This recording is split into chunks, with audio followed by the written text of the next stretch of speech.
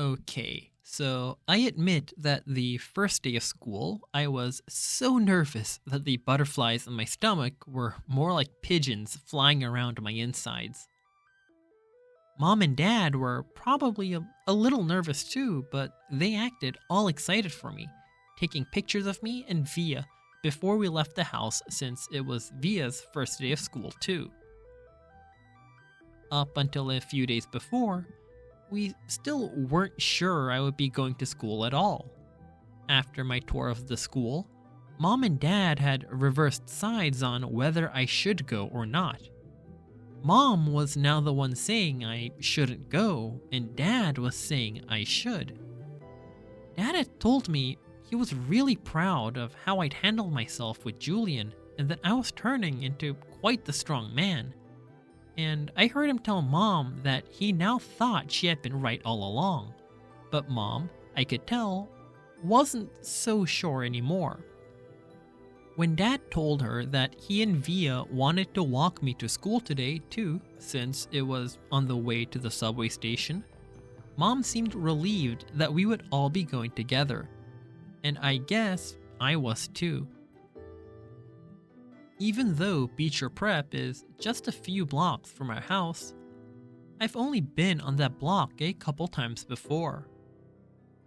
In general, I try to avoid blocks where there are lots of kids roaming around. On our block, everybody knows me and I know everybody. I know every brick and every tree trunk and every crack in the sidewalk. I know Mrs. Grimaldi, the lady who's always sitting by her window, and the old guy who walks up and down the street whistling like a bird. I know the deli on the corner where Mom gets her bagels, and the waitresses at the coffee shop who all call me honey and give me lollipops whenever they see me. I love my neighborhood of North River Heights, which is why it was so strange to be walking down these blocks feeling like it was all new to me suddenly. Amesfort Avenue, a street I've been down a million times, looked totally different for some reason. Full of people I never saw before, waiting for buses, pushing strollers.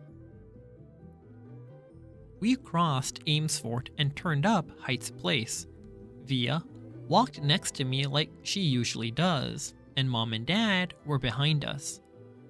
As soon as we turned the corner, we saw all the kids in front of the school, hundreds of them talking to each other in little groups, laughing or standing with their parents who were talking with other parents. I kept my head way down.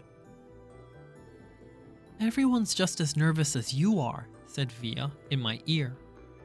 "Just remember that this is everyone's first day of school, okay?" Mr. Tushman was greeting students and parents in front of the school entrance. I have to admit, so far, nothing bad had happened. I didn't catch anyone staring or even noticing me. Only once did I look up to see some girls looking my way and whispering with their hands cupped over their mouths, but they looked away when they saw me notice them. We reached the front entrance. "Okay, so this is it, big boy," said Dad, putting his hands on top of my shoulders. "Have a great first day. I love you," said Via, giving me a big kiss and a hug. "You too," I said. "I love you, Augie," said Dad, hugging me. "Bye." Then Mom hugged me, but I could tell she was about to cry, which would have totally embarrassed me, so I just gave her a fast, hard hug, turned, and disappeared into the school.